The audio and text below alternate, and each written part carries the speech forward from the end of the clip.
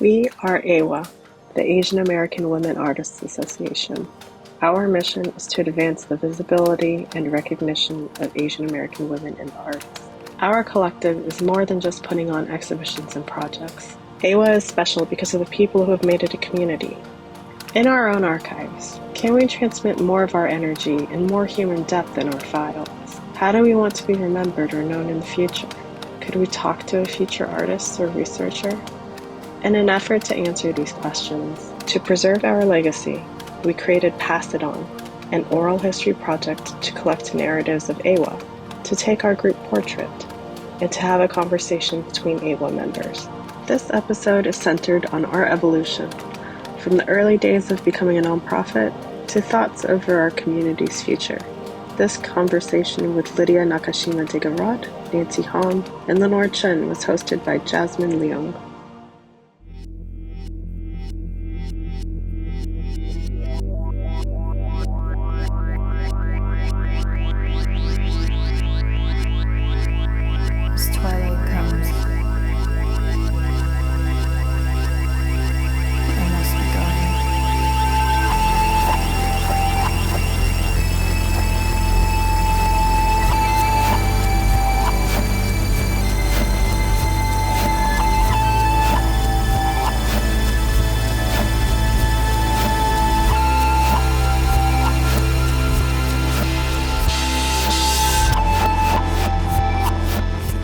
Thank you, Nancy, Lydia, and Lenore for joining me today. We're here in the AAWAA studio and for Pass It On episode 2. I'm Jasmine Leung. I'm a current student at SF State and I'm a volunteer with AAWAA.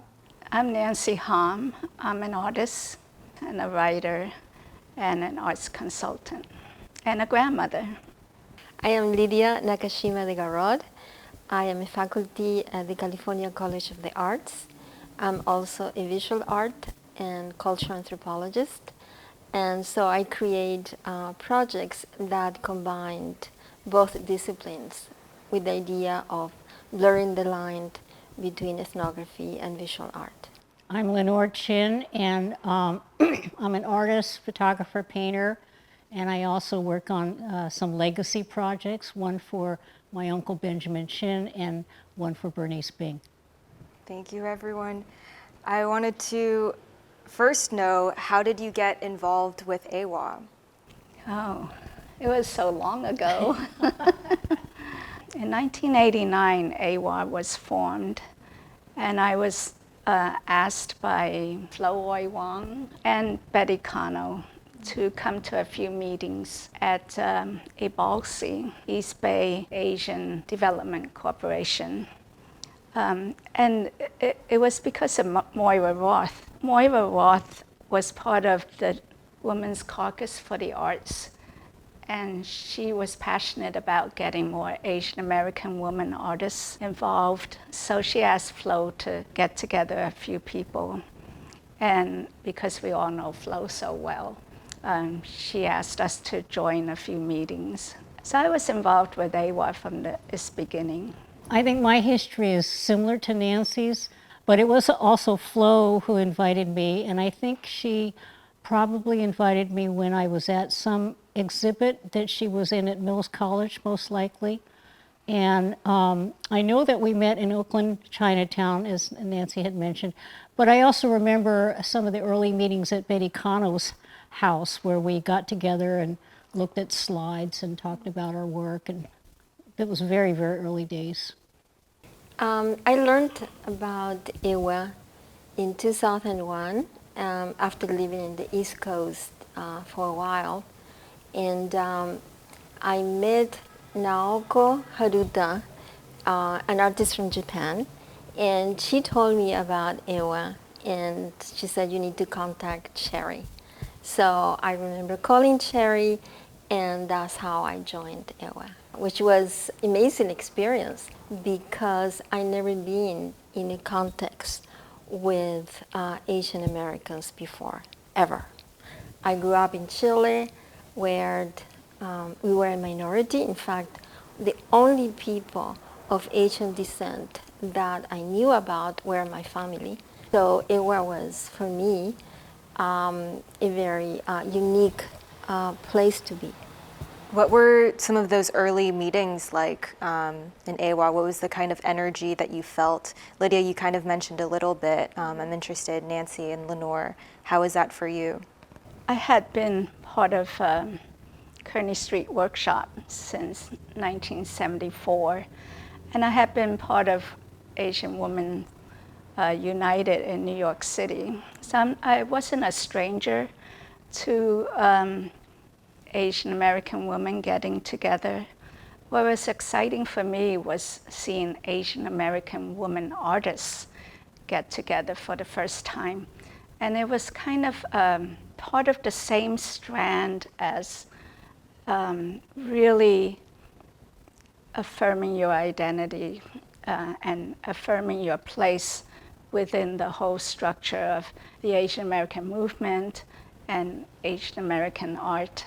We realized that within the Asian American movement in general, Asian American women weren't part of that bigger voice, and then Asian American women artists were fighting for their own right to show in a gallery, just like the men would. The inequity is staggering, you know, in museums and galleries. Was it 85% of the galleries showed mostly men, and then within that 15% of the women being shown, there was just a small percentage of Asian American women artists being shown or recognized. So we really felt invisible by ourselves, but it was so exciting to be part of a group that could raise our visibility. And that was in the very early days, that was the main thrust, I think, of AAWAA, to get together, to try to equal the playing field, and also to meet each other for the first time, and to have a voice together as women. Piggybacking off what Nancy said, I was flashing back to a moment when I was at a gathering with Eleanor Dickinson, who's passed on now, and she and a group of women, mostly white women, were part of Women's Caucus for Art back in the day. And I remember one of the guest speakers they had at one of their studios was somebody who had come out from the Women Arts Museum in Washington, D.C. And I remember Lori Kay was there with me. She was the only other Asian in the room. And she asked, well, essentially, how do we get involved? And her response, which was so common then, was, well, we're looking for quality artists, as if to say automatically, we've already been excluded, we were dismissed.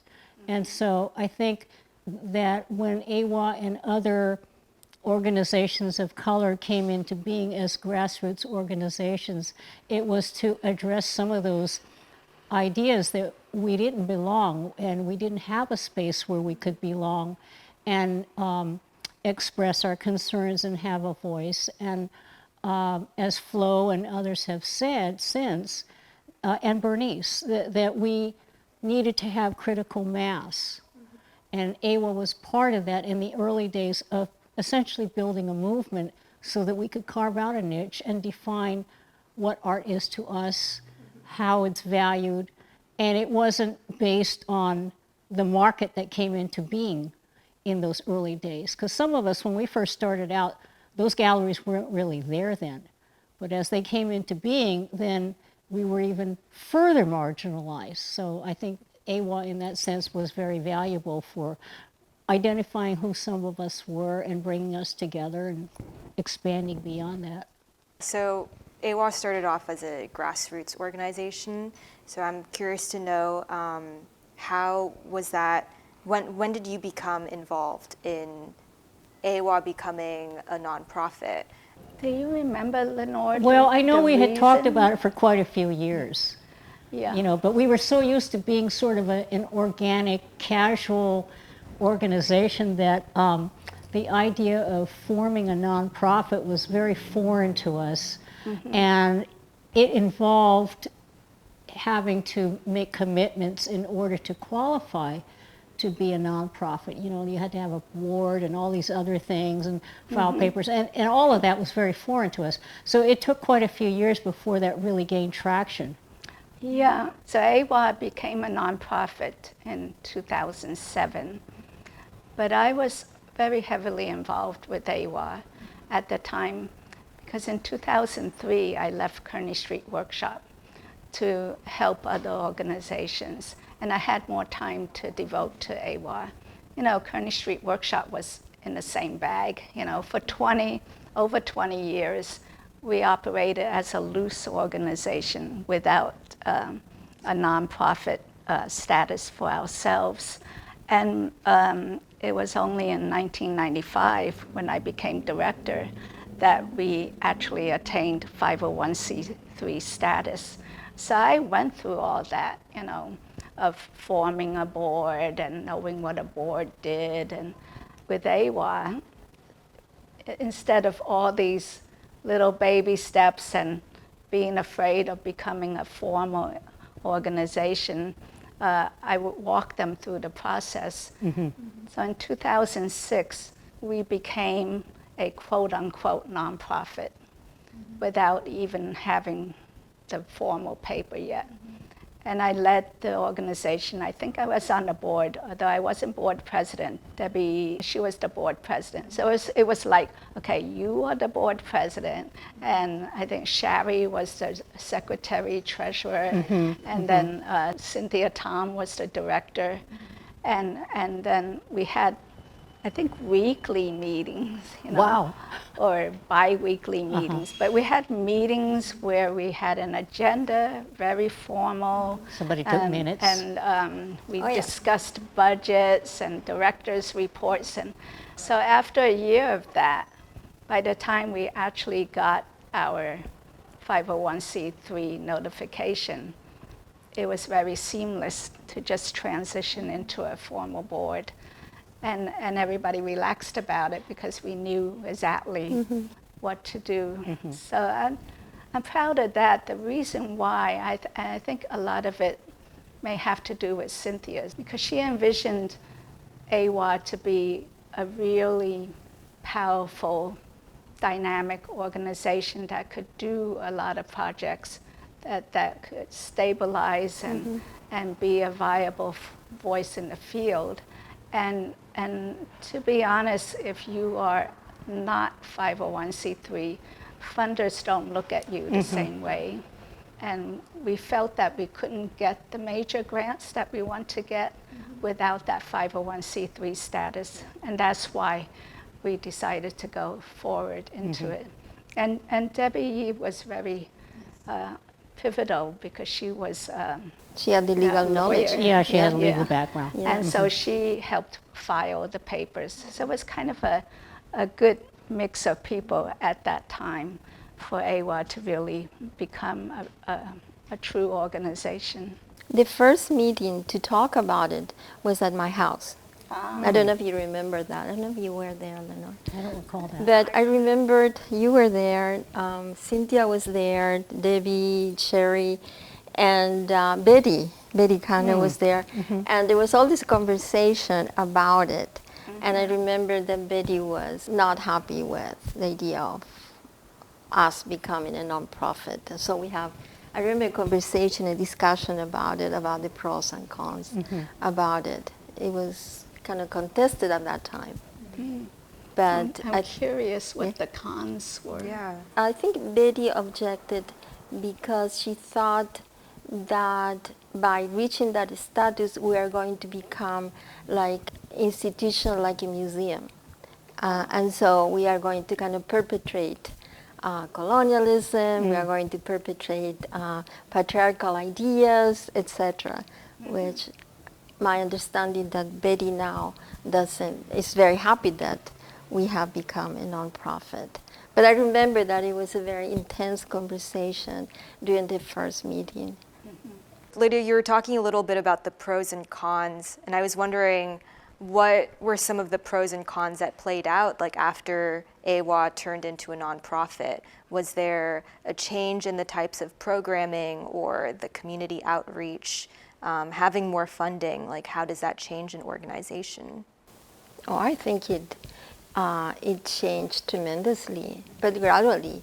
One can see all the different programs that AAWAA has implemented, not only showing different forms of art, different disciplines, performance, poetry, writing, reaching to other communities.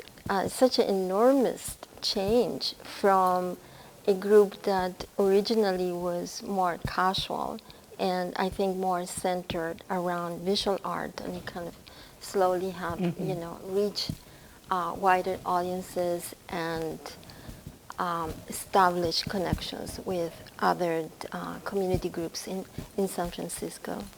So I think it's tremendous change, without any doubts. I was also trying to remember when exactly it was that we began creating slide binders. I mean, back in the day when we had 35 millimeter slides. And those were intense projects because they were so involved. You had to get slides from not only our members, but we tried to reach out. And then from there, we began submitting them to like libraries or universities. And Michael Chikamura had developed some brochures and things like that, so it kind of enhanced our ability to showcase what we were all about.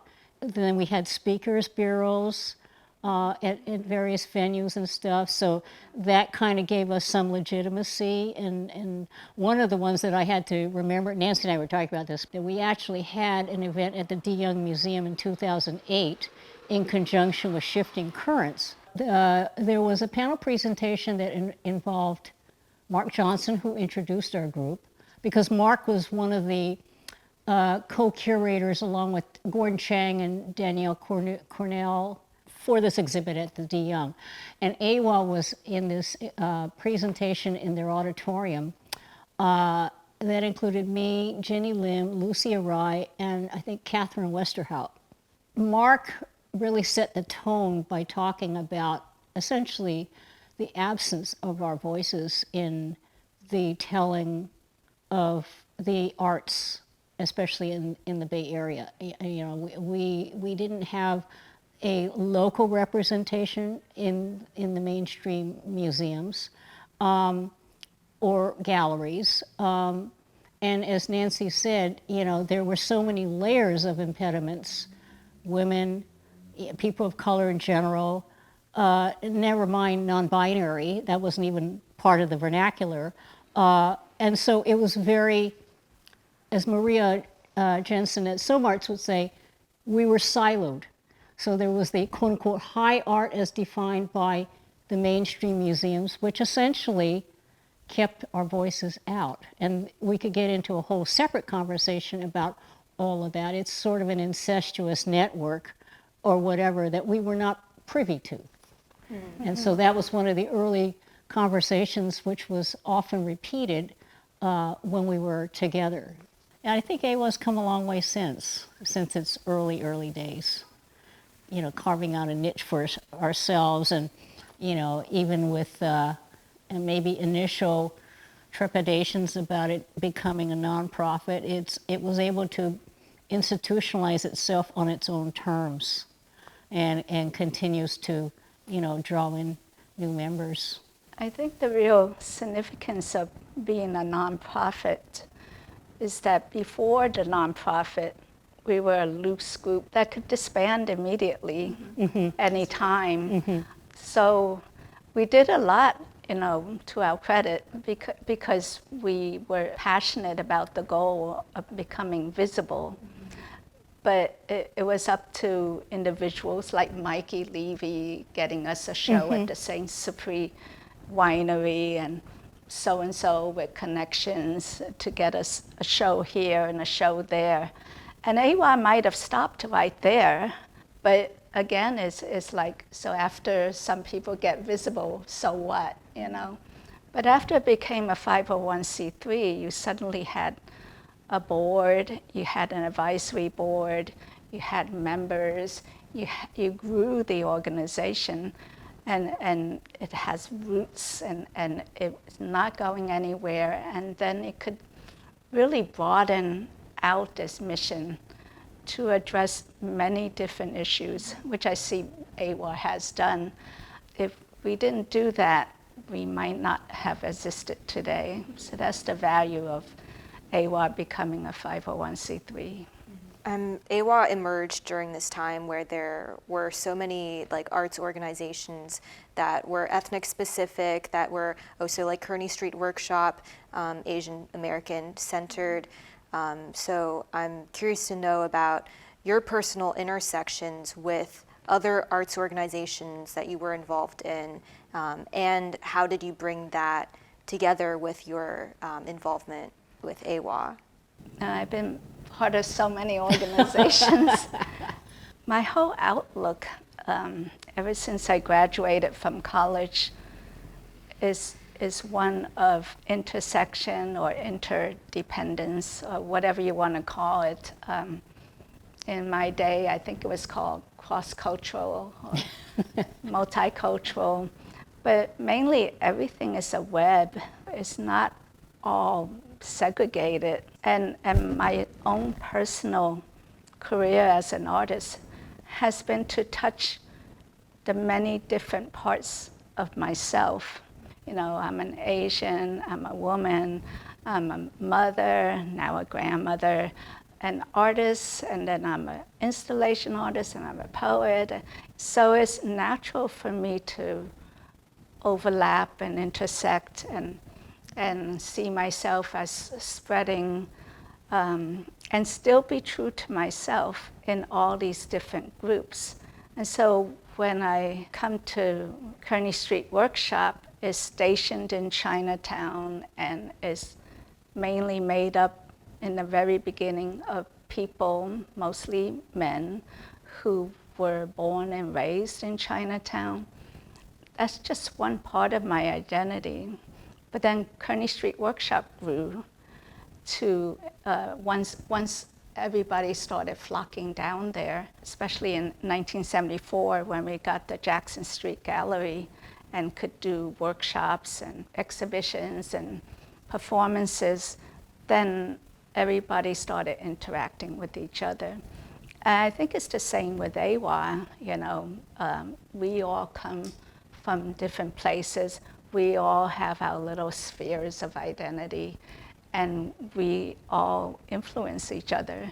And that's how I now am made up of all these different intersections, including those outside the Asian American community, because we find solidarity in different ways. That's the exciting part.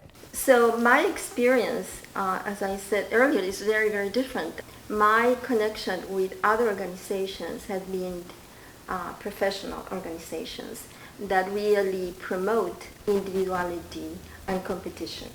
For me, being an organization that promoted collaboration and solidarity was a very amazing experience, because what ties us together, I think, as an organization, is that label that has been imposed on us just because the way we look, not because the cultures we have at home, because in reality we don't share that.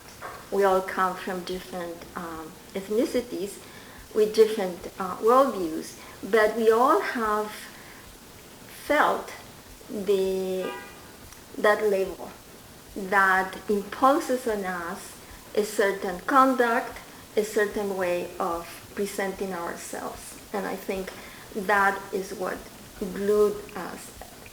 And I found that was very intriguing, and at the same time I found it very liberating that the values of collaboration, solidarity were so strong in the organization.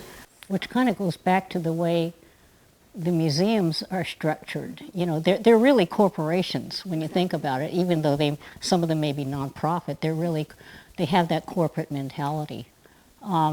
In terms of my own multiple organizations. There's one that Nancy and I and probably Lydia have been involved with, is AAPI, which kind of came into being, in a certain parallel time frame or whatever. There's a lot of exchanges in terms of, staff volunteers, similar programming. But the other thing that I was involved with for quite a few years was I was on the one of the founding members of Queer Cultural Center, and that formed quite a few years ago as well. And where it came together with some of the other hats that I was wearing was when Bernice Bing passed away in 1998. Jack Davis, who was the executive director of South Market Cultural Center, as it was called then, had wanted to do some kind of project that memorialized her. And it made sense that we do something at, now we call it SOMARTS, because she was the executive director. So at that time, I was able to, help Jack coordinate with QCC, because they did the original website that's still online as a go-to resource about Bernice.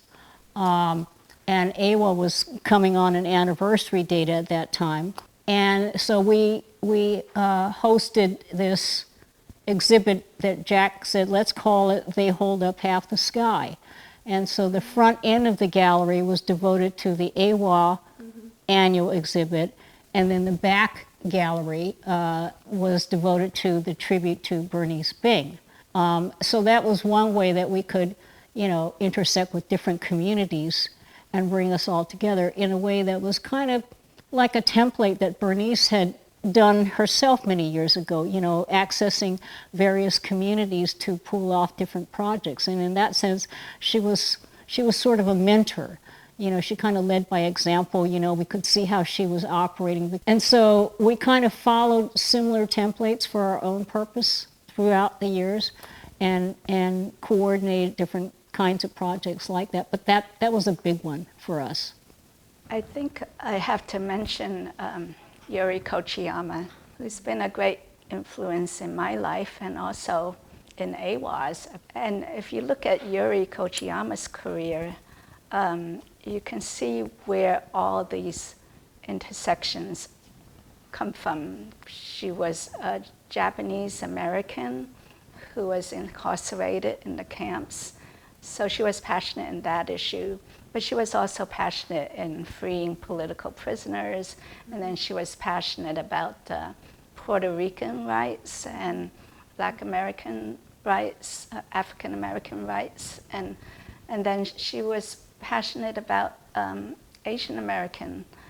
I mean, it's hard to find a progressive issue that she wasn't intimately involved with and very vocal about. And she formed the group Asian Americans for Action, which was protesting the Vietnam War, and also worked with anti-nuclear organizations. So she was in herself a gigantic web of interconnections, and we who were part of her web couldn't help but adopt that thinking.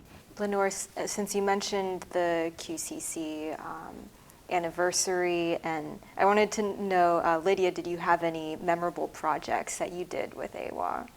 My most memorable project was my participation in Agrariana. It was an exhibit organized by AAWAA in 2019 that honored the agricultural roots of Asian Pacific peoples, their agricultural crafts, as well as their connection to the environment. So personally, it gave me the opportunity to not only honor my Japanese ancestors and their migration from Japan to Latin America, but also allow me to symbolically heal some of the suffering that I observed from my grandfather as well as from my father.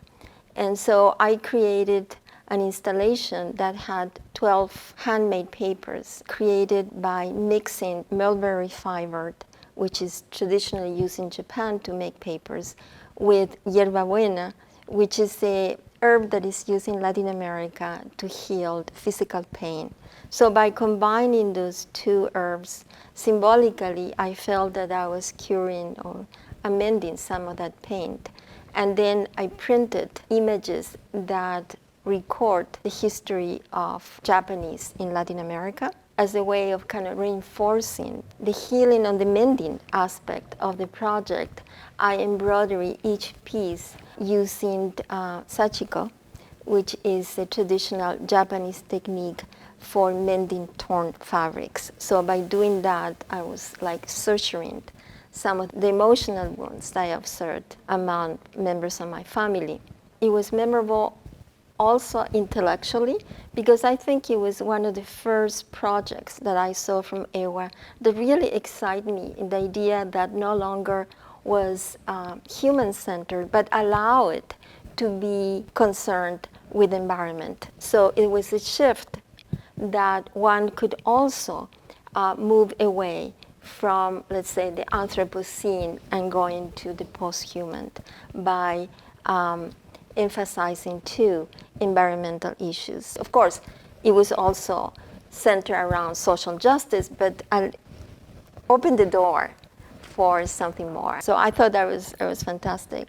I've had many roles in AAWAA, but my most memorable time was when I transitioned from doing silkscreen posters to large-scale three-dimensional work. You know, I went to China, saw a nice silk scarf, thought it would be nice, 12 feet high, and I mentioned it to Cynthia Tom, who was director then, and I told her about my vision. I couldn't get rid of this idea of having a silk scarf express my inner feelings of celebration and self-affirmation. I didn't know anything about silk, so she walked me to a silk factory or a silk store to learn about all the different types of silk. And then she lent me her long 18-foot driveway so I could actually dye the silk. I used water guns and filled it with different dyes and shot it John Wayne style, you know. And I needed to sew the material onto the frame, which a lot of AAWAA folks helped me with. Then I wrapped it around my body and we finally got it up. But it would have stayed in my house if it wasn't for the fact that I was also allowed to submit a piece at the Driftwood Salon and have it seen as part of an AAWAA exhibit. So there was my new sculpture, barely put together, but having a real venue to be shown at. And the encouragement I got from that, it really spurred me on to do another sculpture. Thanks to APIC and AAWAA, I continue to do mandalas. And I really think they launched a new direction for me that I could never have launched by myself. And that's a concrete example of how AAWAA actually helps artists, besides helping you with your publicity, that kind of stuff, but it's hands-on help and having faith. You have to have a lot of faith to promote somebody who has never done this type of art before. Lenore, are there any other memorable projects you want to mention?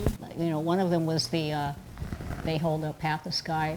The other one was when the film project was done.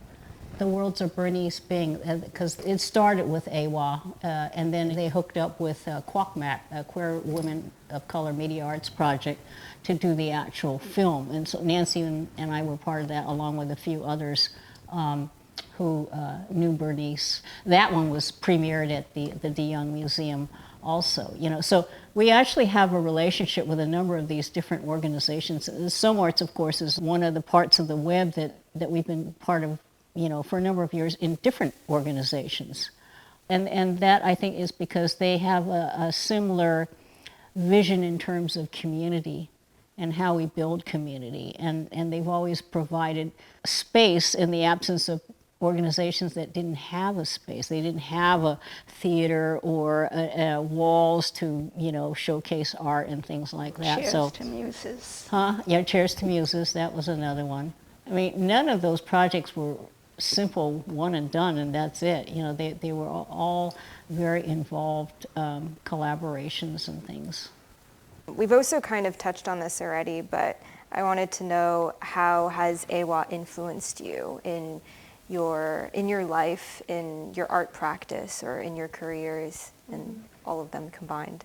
One of the things that Nancy said that resonates to me too about AAWAA is that as an artist, it really gives you the opportunity of daring to do things that you wouldn't do otherwise, because to some extent you know that it will be accepted. It will be something that you know that may not work in other places outside AAWAA, but here is sort of like home, where you can try things that you have not done in the past, and that I found it very liberating as well as very comforting. And then they flowered, like the case with the handmade papers.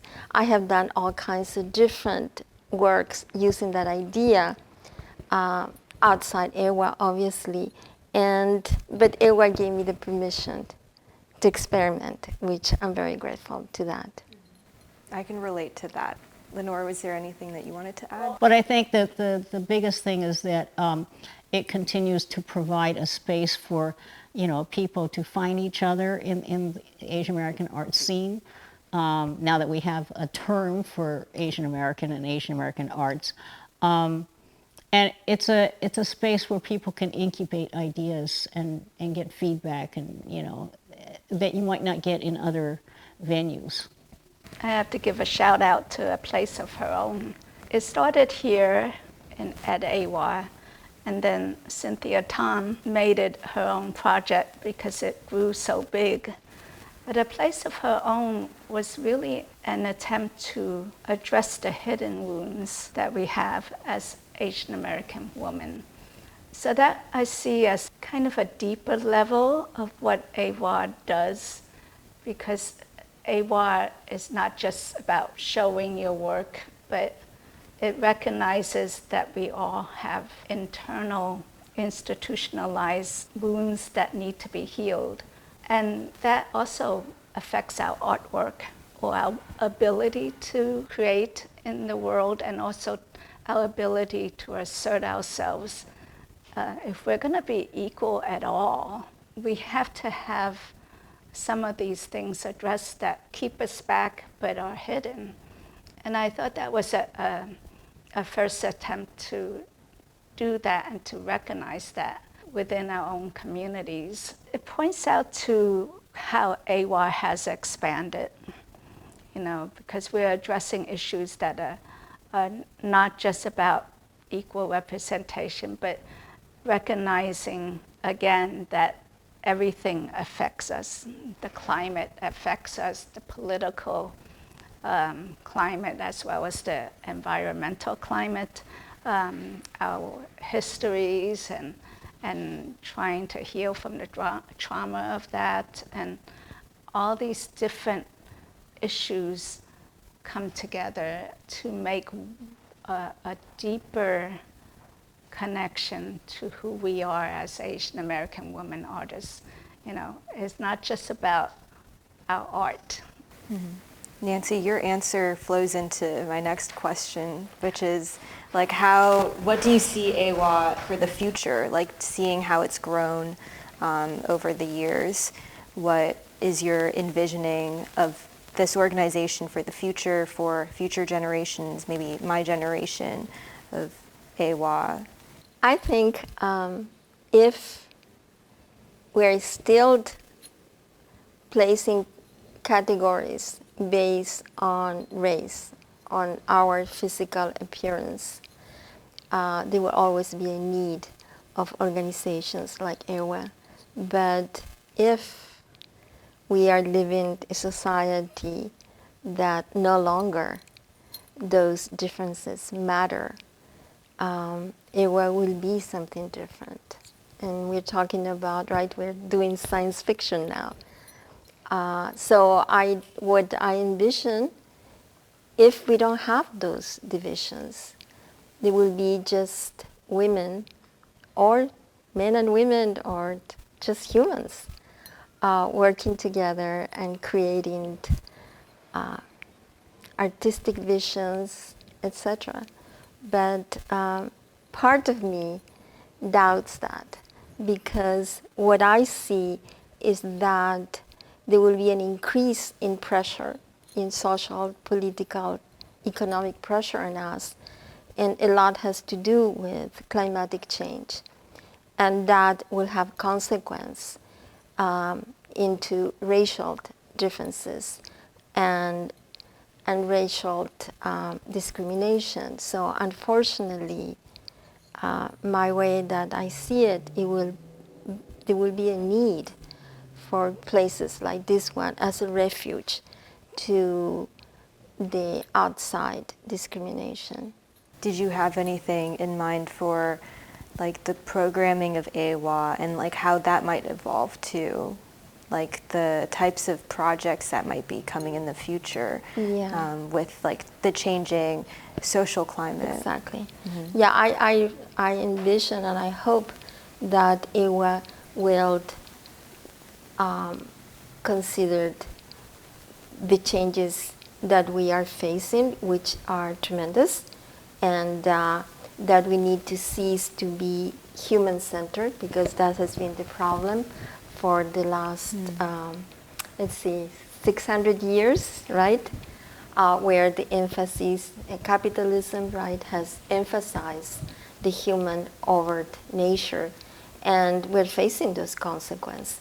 And I really hope that AAWAA is taking a stand and working on that direction, that so will allow our next generations to have a better future and something that is not as negative as the way that we're heading towards. I think it's up to the next generations that are part of AAWAA now that have followed us, you know, because we are the quote-unquote seniors, the elders, on whose shoulders the succeeding generations have stood. And it's important for those generations to be aware of the historic significance of how AAWAA came into being, why it came into being, how it evolved. And it's up to this generation to continue along that direction, hopefully, and carve out its own future using its own resources that weren't necessarily available to us when we first started. I mean, even in the course of the decades that we've been involved with or affiliated with AAWAA, technology has changed so much. I mean, when we first started, we were dealing with 35 millimeter slides. A lot of people are completely unaware of that. And that will continue to change. And like Lydia said, it's up to the organization to stay the course with the humane side of moving ahead with the mission of AAWAA and not succumbing to all the pressures, the external pressures that have come from outside that continue to oppress our people. I can't predict what will happen in the future, but I can see everything. I see things now as a mandala. So it starts with the core, it starts with the mission, and it starts with, you know, we all have our place in its history, whether we joined it from the very beginning or joined it a little bit later on. We have all contributed. But the outer rims of AAWAA, I see people now concerned for the whole ecology, for the whole environment, for the political ramifications of who we elect and who we don't elect. That's reflected in AAWAA's current shows. You know, the very fabric of what makes up society is threatened. You know, so a bigger threat than our first mission statement of, we want to be in galleries equal to men, but here is we want to save the planet, So, and it will continue like that because there will always be these forces fighting. So I know AAWAA reviews its mission and reviews its strategic planning often, like a good nonprofit should. But what would it be like if you didn't have to even operate under the normal society constrictions? And then if we do it, it will propel. And I'm excited. I'm really excited to see what AAWAA, what the outer ripples of AAWAA turn into. Because I think it when you look at the trajectory, it's already rippling out that way. Yeah, this like ripple and this trajectory, from what I've seen, is like the worlds of Bernice Bing and like how impactful that was, and also Agriana, like having something like an exhibit that is not human focused, but more on like migration and agriculture. And I think that's something that I want to see AAWAA do more of personally. So yeah, it's great to hear your perspectives. I have a final question. This is a little bit more specific regarding the future of AAWAA, but what is the future of broadening AAWAA to include gender minorities like gender nonconforming and trans folks, like thinking beyond the category of gender, like what could that look like for AAWAA? I had to think about that question because it does say Asian American Women Artists Association, and yet I haven't seen AAWAA really reject anybody. Even the term Asian has broadened. So as AAWAA keeps redefining itself, it could include those categories you mentioned. And so if you self-identify as woman, then you fit that particular mission statement. So I see no reason why anybody would be excluded. First of all, it should be inclusive of any type of gender definition, fluid genders, nonconformist, etc. Now, the part that I was puzzled is the following. Do gender nonconformist people would prefer to have their own organization under their own name? In terms of accepting and including, I'm completely for that. I think it's normal that we are, in part, we have been for so long having those binary concepts that they're pretty much, and we know that to a great extent, they are constructed by society. And we understand that gender definitions are much more complex than the way that we have been taught, not only biologically, but culturally. But what worries me is that imposing our organization on people who choose to be gender nonconformist. That worries me. Because it seems to me that it becomes a colonialist act that I don't think I would like to be the organization doing that. Well, I worry about how we can address all these different specific identity issues.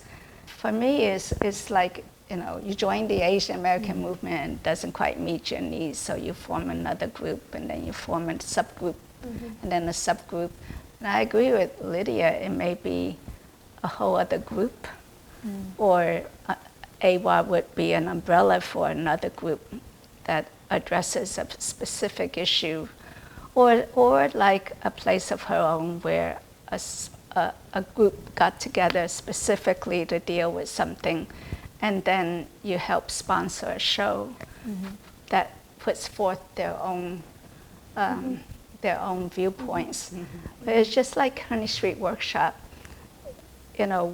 we needed young people, but I didn't know what young people were thinking about or what their art was about. So we created Aperture so that there'd be a venue where Aperture folks would get together, decide their own programming, discuss their own issues, and the best the organization can do is to help fund it, put all its resources behind it, but not interfere with anything they're doing, so that they really have that first voice in presenting whatever they want to present. I think the first voice is very key here, as nobody can speak for you. On the other hand, because we all realize through all our experiences that it's more powerful if you join a group, that we can, as an older organization, be that source of support. I'm trying to say that we do have now, that we're 501c3, the structure to either sponsor a whole other group or to present a show, especially. It doesn't have to be always AAWAA doing all the thinking and programming. That kind of reminds me of QCC and kind of how that became like, it kind of spawned like a lot of other organizations. Yeah, that was one of our ways of kind of networking, because we didn't have a building. And actually, in retrospect, we're kind of happy we didn't, because that would have sucked all our budget, you know what I mean? So, we kind of bumped around with different organizations. We had, like I had mentioned on the phone or email, we kind of shared resources. And without a space, we didn't have a theater, we didn't have an exhibition gallery or anything like that. But we also were part of, back in the day, Neighborhood Arts Consortium, which included, the existing neighborhood cultural centers minus Chinatown's Chinese Culture Center. So, by doing that and reaching out to different neighborhood cultural centers, we could share their space. We would perhaps rent their venue or something like that for a specific thing. So we would have kind of like satellite projects, and that fell under the umbrella of our annual National Queer Arts Festival. We would have something at the African American Art and Culture Center, because they had a little theater, and we did things at Mission Cultural Center, and so we kind of built our constituency that way. It's not about what kinds of people can show at AAWAA, but in terms of membership itself, it's about how broad you make the definition of Asian American Women Artists Association, or you change the name, or something to include as many people as possible. I mean, you want as many people as possible, all people who believe in what we're doing. But that is something to think about, and why the board is constantly evolving, and the kind of board members you get, because having a voice at the table also matters. And then, we'll see where AAWAA goes from there. Regardless, it'll be exciting to see what comes of it.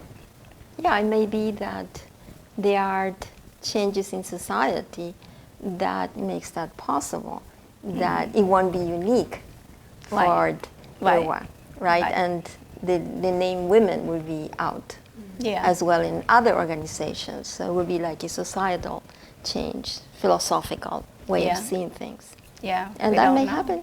Yeah. I mean, obviously, the organization needs to move with what is happening and how society is moving. Mm-hmm. We didn't worry about longevity. We worried about being relevant. And if it was no longer relevant, the organization would it wouldn't die, but it would morph. Mm-hmm. And maybe it would become another organization or a couple of organizations, because everything is dynamic and everything changes. It's only when I got to San Francisco that I met organizations that were so entrenched. for good or for bad, but the ones that have really survived are the ones that have kept up with the times, I think. So that's what AWA really needs to do, is to keep up with the changes in the world. And changes tend to occur at the margins, and they occur at the margins because that's where people are feeling the most the different types of forms of oppression or difficulties. So the margins are going to be the ones who are responding to that and therefore changing. And by definition, the center, which is the status quo, is never going to change, because why would they, right? So it is up to us that we are the margins, that we are creating the changes, and that's how societies are moving and changing all the time. Thank you so much for completing this gathering here. Yeah, I'm really grateful we had the time. We made the time and the space to have this conversation. Yeah, thank you so much. Yeah, thank you. Thank you.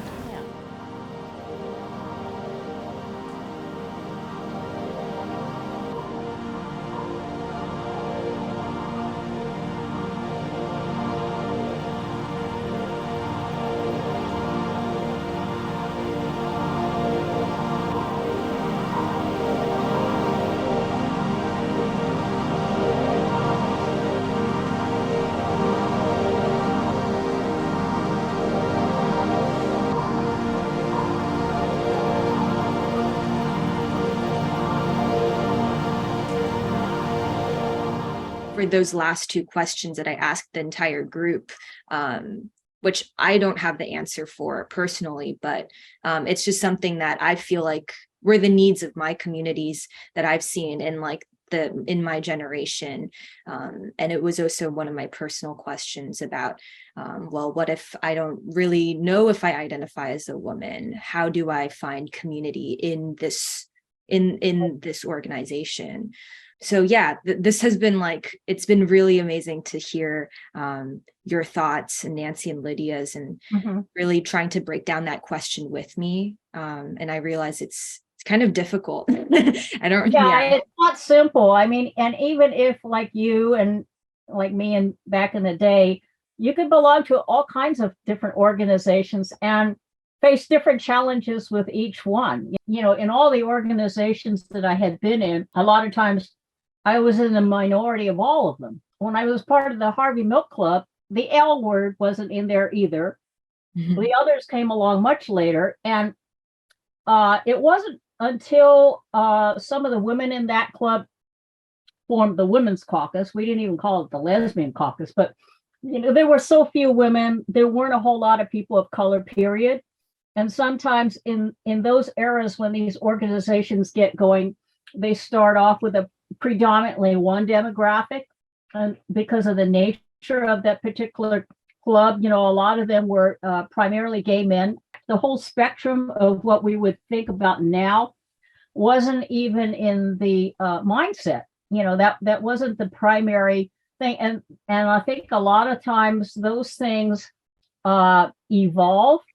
With QCC, it was a little different because we wanted diversity at the start, because a lot of times if you find an organization that starts out one way and doesn't have inclusivity in its policies or considerations, trying to remedy those issues after the fact, it doesn't always work smoothly. But you know, I think a lot of these organizations, I mean, even now, you know, National Organization for Women was not particularly inclusive of lesbians or people of color. And I think most people now historically realize those things. I think initially in that particular organization, the people who were sort of running the show then, which were primarily white women, and primarily straight, I'm assuming, felt that being too visible with adding lesbian inclusivity or whatever, that would be a liability. And so for some organizations, it's become a challenge to kind of get with the times and move forward and realize that there is more than just one demographic. And I think if we look at our politics now, because I was involved with, LGBTQ politics long before I joined some of these other organizations. If you look at them now, you realize, we can't be siloed. That's a term that Maria Jensen from SOMARTS often uses. We can't be siloed because we are all related, interconnected, if you will. That's been shown by the pandemic. And that speaks to AIDS, HIV, that a lot of us were involved with some of those issues back in the day. And so when we look at health issues now, for instance, you can't necessarily look at them as just one little group here and one little group there, because health affects all of us. And if we don't recognize those realities, I think we are the lesser for that. So, and I think that applies to politics, arts, and all of that, because the arts do have politics, and in order to advance some of our causes, we have to recognize those things and think of things moving forward strategically and politically, as well as culturally. You've seen like how language and silos have kind of changed and morphed to be more like aware and inclusive of how we're interconnected. I wanted to ask specifically about gender and sexuality, like how has language changed and labels changed throughout time over the years in queer communities? I would say that prior to my joining the Milk Club, and this was like 1980, something like that, the notion of queer was really not at the top of the list because it was such a derogatory term.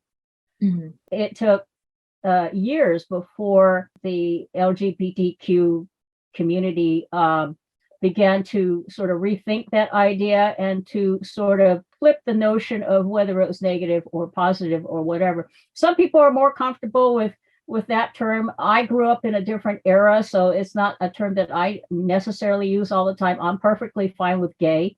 But, the language is continuing to expand. I think each person has to find their own way. And hopefully, as I once counseled my nephew, you'll find your tribe, people outside of his family, people of color, demographics of friends that his parents would never have imagined. You know what I mean? So each generation, I think, goes through their own lived experience, and hopefully they will find their supportive network, even if they have to invent it themselves, which is what we often do.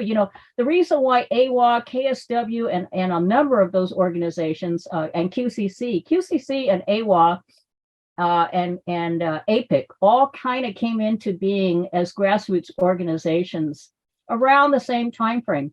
And that was because the quote unquote mainstream arts organizations did not meet the needs of those particular groups. And so, like Nancy had mentioned, even those groups spawned other groups either within their own organization or offshoots that went on to do other things. I think that's just the nature of the evolution of things. Yeah, also reinvention as a concept is a very queer and trans. Yeah. As a part of the younger generation, a part of me wonder and question, is this something that my elders also went through, like this thinking about gender, or is it something that is really new at all? So in the organizations and spaces that you were in, could you describe some of those struggles that you might have seen about labeling gender and around ethnicity and queerness? How did that look like, and how did different organizations or methods come about to kind of like find belonging? I'm not sure if I can adequately answer that because in the political arena, I think a lot of those were some of the movement forward was kind of glacial. because there was a very strong separatist sentiment in the LGBT community, which didn't begin to shift really until AIDS came along. Mm-hmm. Prior to that, there were parts of the lesbian community that just felt like, we're not going to have anything to do with men or anything else. When I was with the Milk Club, there was a feeling that when AIDS came along, it had nothing to do with women, and there was very little understanding of how the virus was contracted anyway. And so really, it wasn't until some women realized that it was hitting much closer to home than they thought, even if they didn't have the virus, which later they realized they could get it too. Anybody could get it. Even the mainstream public thought, we don't have to fund them. And after all, they get what they deserve because they're doing things that we don't approve of. So, who cares? But as people realize, it's affecting my brother, my cousin, and all the male members that we know or in our periphery or whatever. It's a lot closer than we thought. And as more information became available, they realized, we could get it too, even if we don't have sex with them. We get it with other, means. In some of the other organizations that I was part of, that all feeds into the same mentality. You have to be a little bit more open-minded about addressing these various constituencies and what it really means, and to be able to not, if you can't get with accepting that reality, then you have to at least hopefully accept that the reality exists, if not for you, for other people.